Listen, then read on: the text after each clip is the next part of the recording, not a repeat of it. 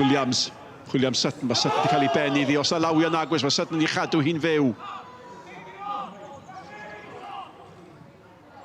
Gwaith da iawn gan Rushton. Yn ennill y bel ac yn ei chadw i dan reolaeth. Mwandwe ceisio creu y lle. O nawr te mae honno'n dacl fudur iawn gan Edwards. Williams yn mynd i hun. A mae wedi bod yn gêm gyfartal gystadleol rhwng dau dîm sydd yn y chwech ucha. Mae Hughes yn mynd i hun. Mae bel yn cael ei hennill yn gampus yng nghanol cae gan George Hughes. A mae George Hughes yn rhyddhau hi allan at Davies. Davies, y ddau dîm yn mynd am y gol yn yr eiliadau ola o'r hanner cyntaf. Mewn â hi, chwilio am Williams, diolch yn cael cysylltiad. Mwandwe yn derbyn y gwahoddiad i tharo i nôl. Nôl at Mwandwe, gath o gael ei ergyd mewn. Ar draws y gol, Mwandwe sgorio! Penderfynolrwydd ar ôl peidio bod yn hunanol. Be nath yn dda oedd pwyllo fan hyn. Gyda'r gydio, ddim yn edrych am y pŵer o reidrwydd, digon o pŵer ar yr ergyd, ond nath e jyst cael ei nôl ar draws y gol a'r ongl weddol dyn. A mae'n colli'r bel tro yna, a mae gan Williams, a mae Rushton yn mynd. Williams, dipyn o leg ynddo fo. Davies i efo fo, pasio mewn at Davies, oedd hi'n bas dda! Oedd e methu cael y bel o dan ei draed na gwydd.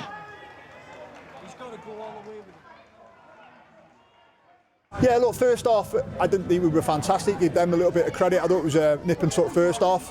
And we managed to get the goal right in the stroke of our time. Great, fantastic feat by Nick Rushton. Great little pass. Good finish by Thumper, and that gave us a little bit of a boost of confidence going into the second half. I felt we applied ourselves really well the first 15-20 minutes, and with a bit more care and a bit more quality, we needed that badly needed that second goal really to give us that breathing space. We didn't get it. And then, you know, we know when that happens, you know you're going to get pressure. You know, they put 3 or 4 big lads on. We had to defend really well. Pleasing it's another clean sheet for us. So, look, not at our best, but we ground it out, dug it out, and we got the 3 points.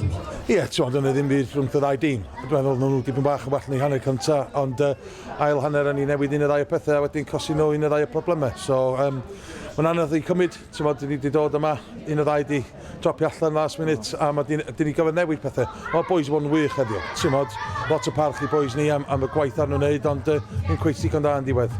You're on a very, very good run, aren't you? What's been the difference? Me personally or the team? Both. I'd say the team I've got around me, really. The players, they know how I want to receive the ball, they know what I want to do with the ball. Just like there with Rushy, just setting me out there. Like, some players don't see it, and he does, and he knows where I want to be and knows what I want to do with the ball. And in terms of the form as a team, the gaffer just makes it clear in our heads that we've got to work harder than the other team, and that's it. Everything off the ball.